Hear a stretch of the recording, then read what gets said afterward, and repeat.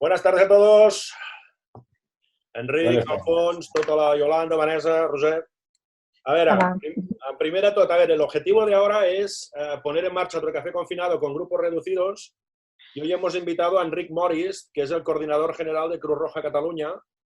Es un buen amigo que conocí en el año 2001, cuando yo empecé a colaborar, cuando él estaba en Cruz Roja Igualada y yo estaba en Jove Cambra. Hicimos un proyecto y nos fuimos a Bosnia juntos y fue de las primeras personas que me hablaba de crisis de emergencia, de crisis humanitaria. Me hablabas ya de crisis energética y pobreza energética hace muchos años. Y claro, y ahora un poco nos encontramos en esta situación que tenemos encima. Entonces, el objetivo de ahora es que nos cuente un poco cómo ve el tema, que he preparado 4 o 5 preguntas para hacerla y luego quien quiera preguntar, que lo ponga en el chat y luego pueda preguntar y hablar con Enric sin ningún tipo de problema y en media horita lo acabamos y ya está, ¿vale? ¿Os parece bien o no? Enric, ¿todos? Sí. Muy bien. Primera pregunta, Enric. Cuéntanos, bueno, todos los de aquí conocéis un poco Cruz Roja, si acaso lo enganchas a la primera pregunta que te hago. ¿Qué entendemos realmente por crisis de emergencia humanitaria que nos ha traído esto del COVID? ¿Y qué diferencia o qué pasará con lo que nos rodea? Antes nos pensaban que las crisis eran en el tsunami o que eran en África y ahora lo tenemos aquí, ¿no? ¿Qué nos cuentas de esto? Bueno, primero, buenas tardes. Encantado de hacer un café con vosotros. Me parece una idea genial porque es lo mejor que me ha pasado en el día. O sea que perfecto. Lo voy a disfrutar con vosotros, ¿no? Y aparte tengo buenos amigos aquí, ¿no? También y bueno. No, un poco lo que decías, Albert, ¿no? Que nos conocemos hace mucho tiempo, que, bueno, has vivido tú la organización, Alfons también está, que es parte de nuestra organización desde hace mucho tiempo. Bueno, la Cruz Roja ya, yo creo que es conocida, ¿no? Yo me gustaría destacar que es una organización mundial, yo creo que esto es conocido, ¿no? Que en algunos países tenemos este símbolo, en otros es la media luna roja, ¿no? Depende del país, pero es la misma organización. Es una organización que nace justamente al final del siglo XIX en un conflicto armado. O sea, en aquellos momentos, cuando había los conflictos, las guerras, digamos así, ¿no? Las personas que quedaban heridas para atender, pues quedaban en el campo de batalla y no, bueno, pues no se recogían, no se atendían. O si se atendían era cada ejército, pues sus combatientes, ¿no? Entonces se creó una organización civil a partir de las mujeres, ¿no? De las mujeres de los pueblos donde hubo este conflicto, en el norte de Italia, pues una persona que es Henri Dunant, que era un comerciante suizo, pues vio que en el campo de batalla, él iba a hacer negocios con Napoleón en aquel momento, y se encontró en una batalla muy importante en el norte de Italia, en un pueblo que se llama Solferino, y miles de combatientes el día después en el campo de batalla sin atender, ¿no? Entonces él organizó las mujeres de los pueblos de alrededor de Solferino para atender a estas personas independientemente del color de su uniforme, de su bandera, de la raza, y fue la primera vez que hubo la idea de esta organización de independiente, neutral, una organización que atienda a todas las personas independientemente del color de su piel, de su ideología, de su país de procedencia, etc. Esto es la idea de la organización. Luego esta organización fue creciendo y lo que conocemos como la Cruz Roja, la media luna roja del mundo, ¿no? Por lo tanto, tenemos que pensar que cuando actuamos en esta emergencia de hoy es lo mismo, de la misma manera que actuamos hace unos años en el ébola en África, o que actuamos en el tsunami en Indonesia, o que actuamos en los atentados de Barcelona, o que actuamos cuando hay una situación de emergencia que afecta a la población en general, ya sea un desastre natural, ya sea un conflicto armado, ya sea un desastre de salud como el que tenemos ahora, la organización se activa, porque somos una organización de emergencia, se activa y pone todos sus dispositivos para atender, ¿no? Entonces nosotros, de hecho, nos llaman una ONG, pero no somos una ONG, no es una ONG, es una institución humanitaria que digamos, colabora con la administración pública, aunque tampoco somos administración pública, somos independientes, estamos en medio, ¿no? Entonces, en Cataluña es verdad que la Cruz Roja, y en España, en la Cruz Roja Española, es una organización muy fuerte. Tiene más de 1000 oficinas locales y comarcales en todo el territorio, tiene una gran presencia internacional en múltiples, tú has estado con nosotros en Bosnia, Albert, pero en múltiples países del mundo, proyectos de atención, de desarrollo, de emergencias, y tiene una red de voluntarios de más de 200.000 voluntarios en España, ¿no? Entonces tiene una red una capilaridad territorial muy importante. Yo creo que todos los que estamos aquí conectados, seguro que conocemos a alguien de Cruz Roja cerca, o alguien que ha estado en Cruz Roja, o alguien que está, ¿no? O es socio, es voluntario, o conoce a alguien que lo ha atendido, pero es una familia muy grande, ¿no? Entonces, nos gusta decir que la Cruz Roja es una organización de todo el mundo, de los que estáis escuchando tanto como mía, porque no tiene un consejo de administración, no reparte dividendos. Es una organización de la sociedad que a través del voluntariado básicamente, no solo, pero básicamente, pues hace cosas para aliviar el sufrimiento humano. Entonces, esto enlazándolo con esta emergencia, la verdad es que para nosotros esto es una emergencia total. Cuando hablamos de una emergencia total, quiere decir que activamos todos los recursos, que en el tiempo no sabemos el final, porque es verdad que nadie sabe cómo va a acabar eso, ¿no? Nadie lo sabe, ni los propios gobernantes, ¿no? Y que nos estamos preparando para un segundo tsunami, una segunda ola, que es decir, cuando acabe la emergencia sanitaria, esperemos que antes que tarde, ¿no? Ya veremos, va a venir la emergencia social. O sea, todas estas personas que van a quedar en el paro, estas personas que van a quedar sin trabajo, estas personas pequeños autónomos, bueno, que os voy a explicar, seguro que conocéis muchísima gente que está ya viviendo con mucha incertidumbre, ¿no? Entonces, nosotros tenemos que preparar la organización para ahora, para hoy, para la semana que viene y para dentro de 3 o 4 meses. No tengo ninguna duda que esto va a cambiar la humanidad. O sea, va a ser tan impactante como, estoy convencido, como una guerra mundial, como los efectos después de una guerra mundial. No, porque la gente... Van a cambiar totalmente la manera de ver la vida, las personas y la sociedad, seguro. Es que a los que estamos aquí nos cuesta entender un concepto de crisis humanitaria aquí al lado, ¿no?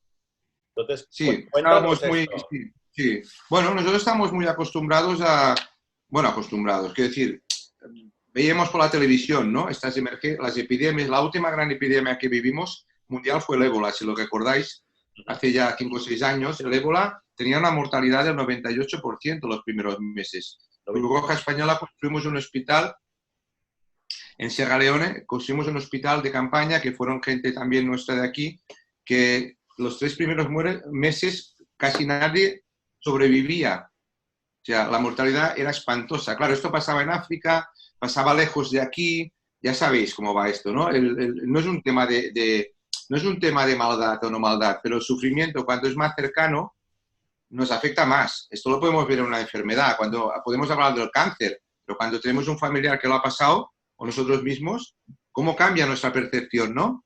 Sí, Es decir, hostia, esto que veía lo estoy sufriendo yo, ¿no? Entonces esto hace que lo veamos mucho más cercano y lo suframos más. Entonces no estamos acostumbrados a una emergencia de este tipo en nuestro territorio. Recordáis unos años que hubo la gripe A, la gripe del aviar, bueno, hubo diferentes mutaciones de la gripe que afectaron, pero como esta no. Y esta es una pandemia mundial que lo que nos ha enseñado es que un problema local en pocas semanas se convierte en mundial. En pocas semanas. Aquí sí que no hay fronteras. Muy rápida. Tenemos comportamientos que hemos visto en China hace 3 meses, por cierto, que no es que hayan salido, es que vuelve a haber otro repunte ya. Vuelve a haber otra oleada. Son las últimas noticias de China. Hemos visto el comportamiento en Italia, estamos 2 semanas después, y vamos a ver el comportamiento en Estados Unidos, donde prevemos que va a ser un impacto brutal, ¿no? Ya se está viendo. Entonces, bueno, estamos delante de una situación que va a cambiar la misma humanidad, no solo la economía. Va a cambiar, estoy convencido de eso. Entonces nos tenemos que preparar. Porque tú siempre dices, Albert, que en una crisis hay una oportunidad. Cuesta verla, la oportunidad, es difícil, pero es difícil ahora. Cuesta verla hoy, ¿no? Porque estamos hablando de cosas muy terroríficas, ¿no? De más de 1000 muertos al día, de una situación muy dura, ¿no? Para muchas personas. Pero es verdad, también va a ser una oportunidad para establecer nuevas relaciones, para repensar nuestras organizaciones, pero va a sufrir mucha gente. El rol del vulnerable, vosotros que estabais hasta ahora, y hace años me hablabas me hablabas hace años de que el vulnerable es aquel que no podría pagar ni la electricidad, ¿no? Me hablabas hace, no sé, 5 o 10 años, ¿no? ¿Cómo se ve ahora en el entorno que estáis moviendo, tanto sea en toda la organización en Cruz Roja, el papel del vulnerable, ¿no? ¿Cuál es el perfil del vulnerable? ¿Cómo está cambiando? ¿Qué se está viendo de esto? ¿Se está viendo algo ahora? ¿No se está viendo nada? ¿Cómo está esto? Sí, se están viendo muchas cosas, ¿no? Se está viendo que hay gente que tiene que pasar el confinamiento, como yo, que tengo la suerte de tener una terracita, ¿no? Y puedo salir y mis hijos pueden salir, espero que la mayoría que estéis conectados también, y tomar el sol directamente en un balcón o una terraza, como mínimo. Y tenemos gente que pasa confinamiento en una habitación de un piso compartido, en una habitación, o que su única ventana da a un espacio, un salón verde, que decimos, ¿no? Un salón abierto, ¿no? Con niños y tal. Es decir, aquí se está viendo que no todo nos afecta igual, es lo que siempre hemos dicho. Todos los niños tienen derecho, siempre lo explicamos, yo creo que eso se entenderá, todos los niños tienen derecho a la educación. Y en nuestro país, en España, por suerte, la educación, hay la educación pública, con todos los matices, con todas las dificultades, igual que la sanidad, ¿vale? No como otros países que se llaman avanzados y la gente sin tarjeta de crédito no es atendida. Pero bueno, esto es otro tema. Pero en cuanto a la educación, por ejemplo, todos los niños a las 9 de la mañana pueden entrar en el colegio, tengan dinero, no tengan dinero, esto es una suerte. Pero no todos los niños son iguales. Es decir, hay niños que entran a las 9 y que no han podido desayunar, que no han dormido bien, que no han podido hacer los deberes, que no pueden hacer extraescolares, que no tienen la ropa adecuada. Es decir, que la vulnerabilidad, tenemos que poner el foco no solo en lo que se ve en general, sino poner el foco en las personas. Y en esta emergencia es muy clara. Nosotros identificamos rápidamente, desde Cruz Roja Española, identificamos a miles de personas, especialmente personas mayores de edad avanzada, para decir mayores, ¿no?, de edad avanzada, y personas con una salud débil, ¿vale? Los identificamos, digamos que cogimos estas personas y los metimos en una base de datos, que son personas que atendemos todo el año, y empezamos unas llamadas que hacemos a través de una plataforma que le llamamos centros de contacto, que no deja de ser las Cruz Rojas locales llaman a estas personas para ver cómo se encuentran, para hacer una contención emocional, para derivar posibles tal.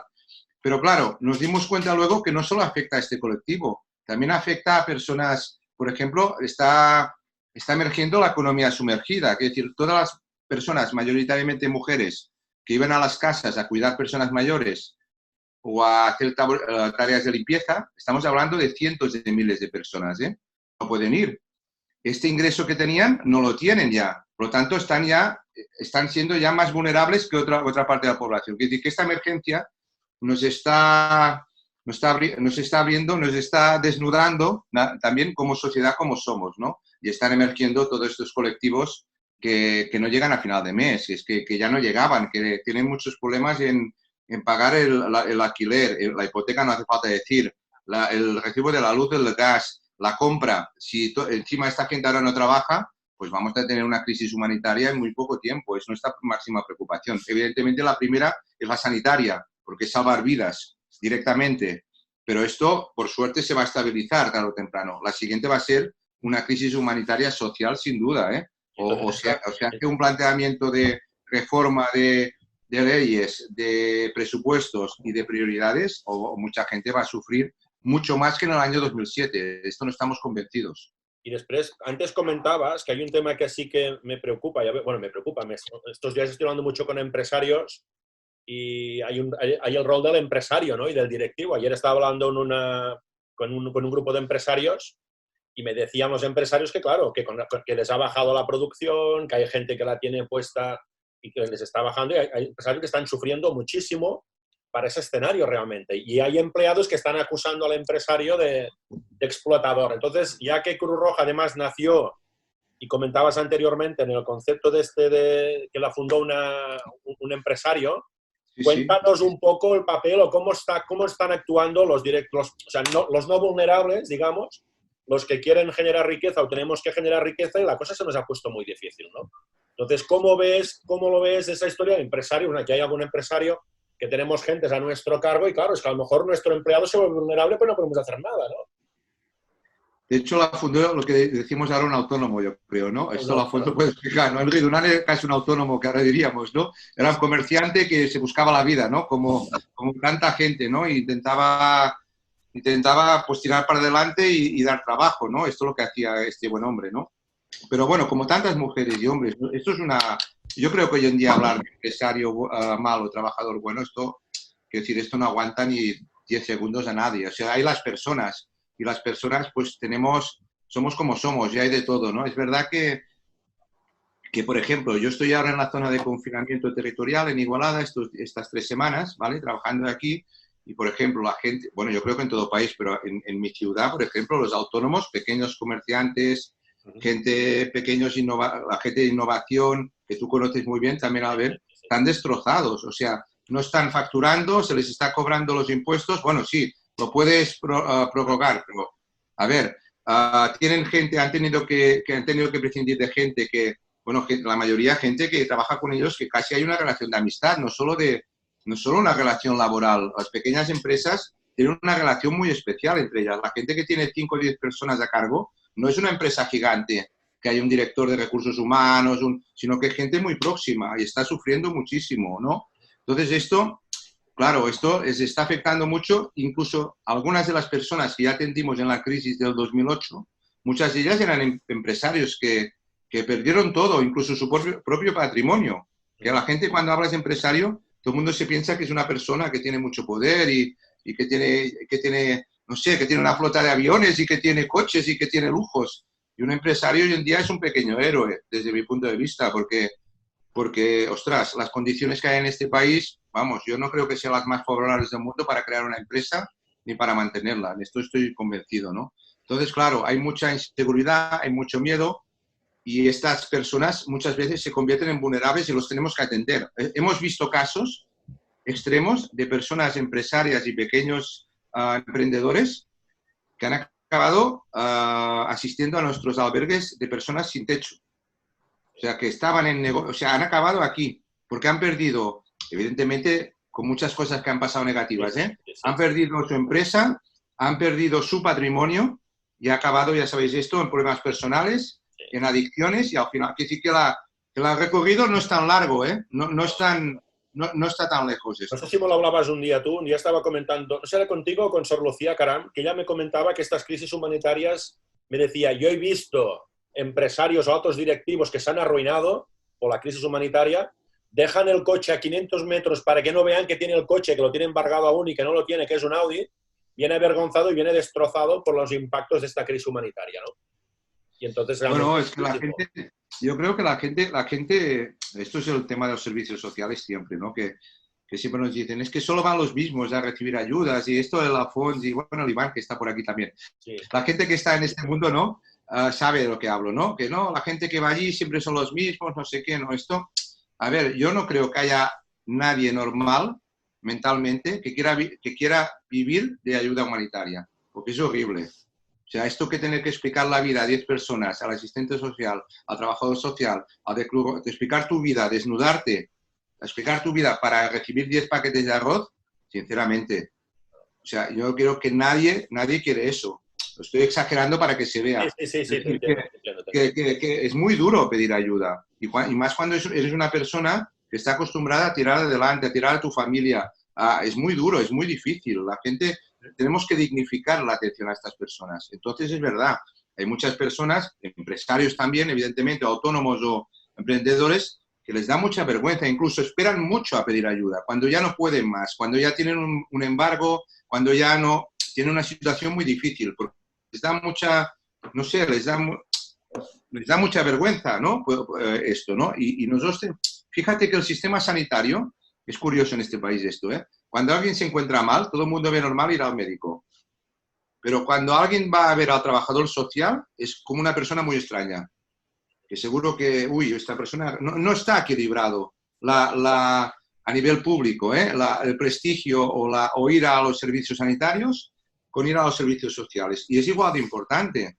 Yo creo que esta crisis también va a poner sobre la mesa la necesidad de tener unos servicios sociales dignos, no solo sanitarios, sino también unos servicios sociales dignos, que necesitamos todos, no pasa nada. Que decir, hay un momento en tu vida, vosotros lo habláis mucho, ¿no? Que un emprendedor fracasa muchas veces, ¿no? Y esto es la base de un futuro éxito, se dice, ¿no? No sé si es así, ¿no?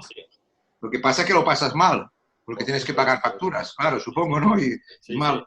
Pero no pasa nada en que en un momento en tu vida tú necesites también una ayuda, sea un trabajador social, sea un psicólogo, sea una persona que te haga de mentor, sea, es decir, nos tenemos que acostumbrar a normalizar eso.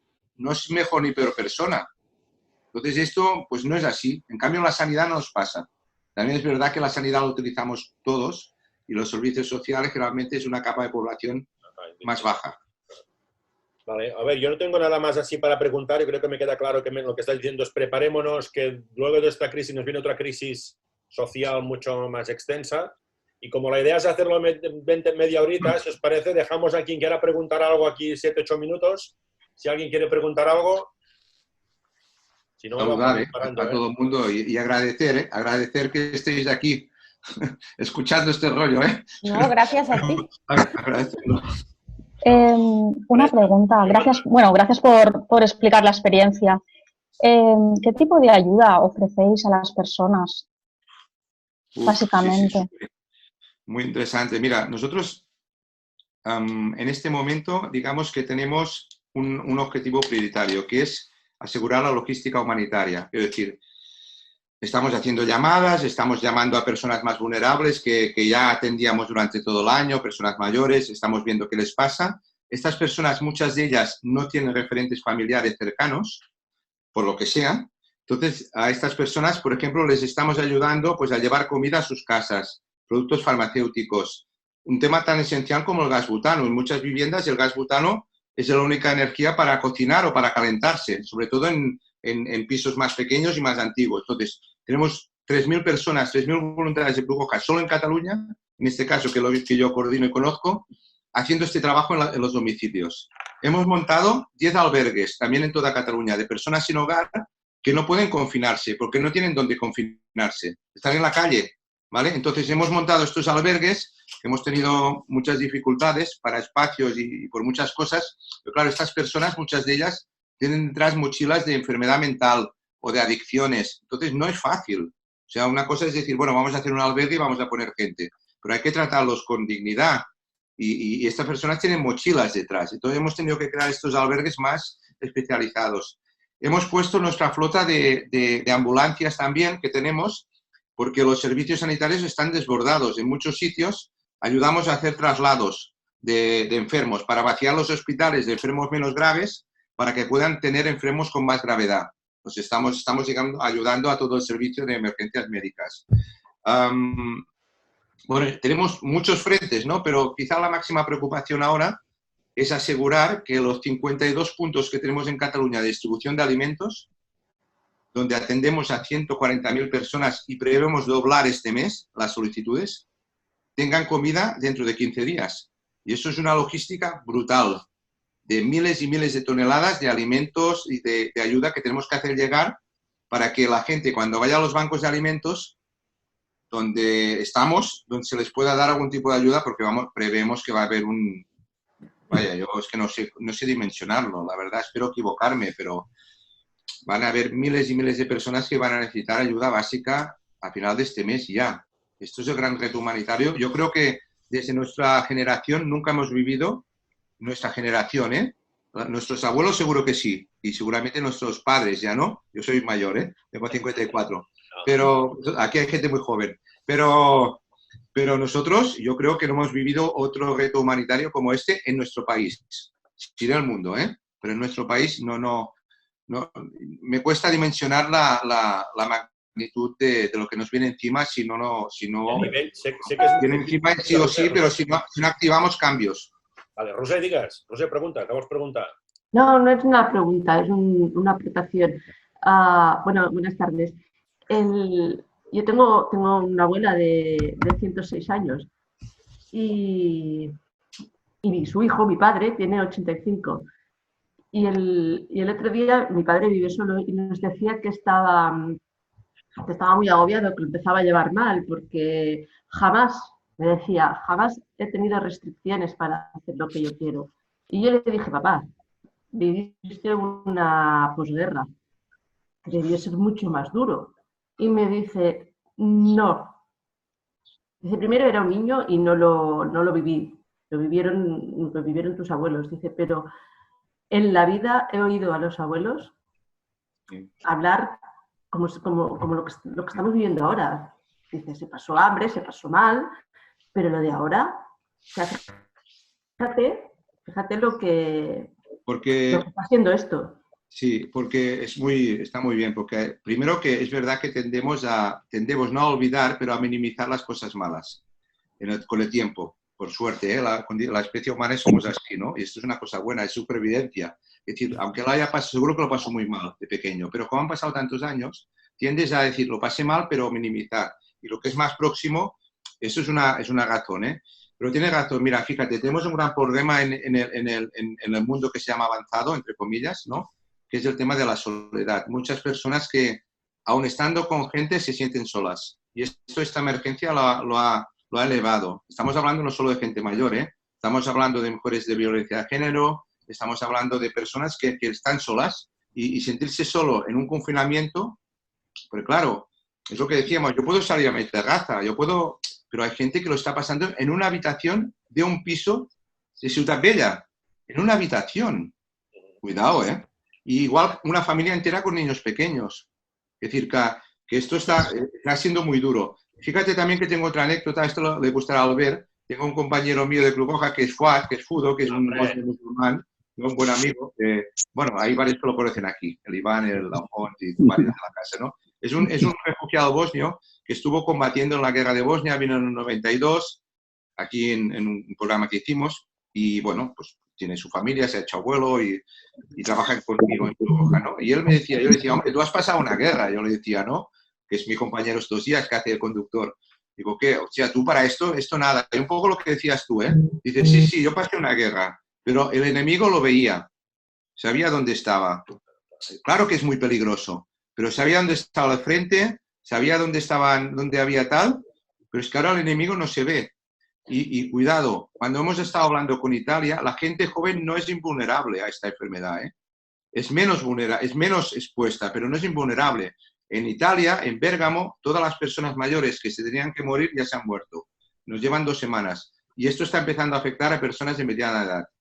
Ya. O sea, tenemos que hacer el discurso también que aquí nadie no es invulnerable. Al igual que tenemos que decir que los niños, por suerte, no desarrollan la enfermedad, pero son unos grandes transmisores de esta enfermedad. Unos grandes transmisores. No tienen que ir a ver a los abuelos, no tienen que moverse de las casas, lo mínimo. Porque si no esto, claro, en Italia, fijaos que cerraron las escuelas una semana y tardaron una más en el confinamiento. Durante esta semana los niños fueron a casa de los abuelos, pero claro, los padres trabajábamos. Aquello fue lo peor que hicieron. Esto nunca lo volverán a hacer, porque transmitieron el virus a todo el mundo mayor, y elevó la mortalidad muchísimo. Es decir, que nadie es invulnerable. Eso es una lección que estamos aprendiendo también. Vale, va, Ivan, vols fer la pregunta, Ivan? Dius. Sí, Enric, bona tarda, Albert. Bona tarda. Sembla com que l'Enric també va liat i tal. Fem l'última pregunta i fem el tancament, si no sap greu, vale? Vinga, perfecte. Doncs bona tarda a tots. Enric, he oído por los medios de comunicación este mediodía que parece ser que se va a levantar el confinamiento de la Conca de Òdena. ¿Cómo va a afectar en el dispositivo que tenéis en este momento desplegado en la zona? Bueno, la Conca de Òdena, ya lo sabéis, de hecho es el único sitio aún ahora que está en confinamiento territorial en toda España, no hay otro más. Y esto fue debido que hace 3 semanas se detectó un brote en el hospital de Igualada, una mutación del virus seguramente, ¿vale? Porque el índice de mortalidad era muy superior a incluso al de Lombardía. Estábamos en el 60% de cada 100.000 habitantes, 60%, Lombardía está al 40%, Cataluña estaba al 5% y Madrid no llegaba al 20%. O sea, había unos niveles, seguro esto fue una mutación del virus, y de hecho estamos teniendo entre 10 y 15 muertos diarios desde hace 2 semanas. Estamos hablando de una zona de 60.000 habitantes, muy pequeña, bueno, pequeña. Es decir, que no es una gran ciudad, fue un barrio de cualquier gran ciudad, ¿vale? Entonces, el índice de mortalidad es muy elevado, ¿vale? Esto ha sido motivo de confinamiento. Luego, lo que ha pasado hoy, Iván, porque esto se ha explicado mal, es que el gobierno ha propuesto al ministerio hacer eso. No está hecho. Es decir, que quien decide ahora, después del estado de alerta, ha cogido las competencias de esta emergencia es el Estado, ¿vale? Esto es normal en cualquier estado, ¿vale? Coge las competencias y son los que toman las decisiones. ¿Qué ha pasado aquí? Que según los datos, después de 3 semanas de confinamiento, según los datos de salud, científicos, voy a decir, el ratio de mortalidad no es que haya bajado, es que se parece cada vez más al que hay en el resto. O sea, no es que haya mejorado aquí, es que el otro ha empeorado. Cuidado, que esto es lo que nos explica. O sea, que es aquello de ver el vaso medio lleno, medio vacío. Pero no es que aquí haya mejorado, es que es verdad que no hay lo que había, pero que se está cada vez apareciendo más a lo que pasa. Por lo cual, pues razón de más para este confinamiento que creo que hoy han anunciado 15 días más, creo recordar, pero que yo preveo incluso más largo. De hecho, pensar que Italia lo tiene ya hasta el 15 de mayo, creo, y se estaba planteando hasta el mes de julio. No tiene por qué hacer un comportamiento igual Italia que aquí, no tiene por qué ser igual. Pero bueno, es para decir, con mucha prudencia nos falta mucho. Hoy lo explicaba yo en un tuit que decía que no estamos en el final, sino ni en el principio del final. Con suerte, estamos al final del principio, con suerte. O sea que nos queda muchísimo aún. Pues oye, Enric, muchas gracias porque sé que vas de cráneo estos días, estás muy liado todo el tema, te veo por todas partes y todo, y nada, darte las gracias por todo el trabajo, gracias por todo lo que estás haciendo y cuenta con nosotros y muchas gracias. Y gracias a todos los que habéis venido también a compartir esta media horita para darnos otra perspectiva de esta crisis humanitaria, ¿no? Gracias a todos. Gracias, Gracias. Ha sido lo mejor del día. Lo mejor del día que he hecho. O sea que gracias, Gracias. Gràcies a tots. Adéu, gràcies, Albert. A tu, ja parlem. Ja parlem. Adéu, Alfons, Ivan. Gràcies. Adéu. Bueno, moltes gràcies a tots, Gràcies, Albert, per la convocatòria. Gràcies. Adéu, Albert, gràcies. Adéu, Sílvia, parlem.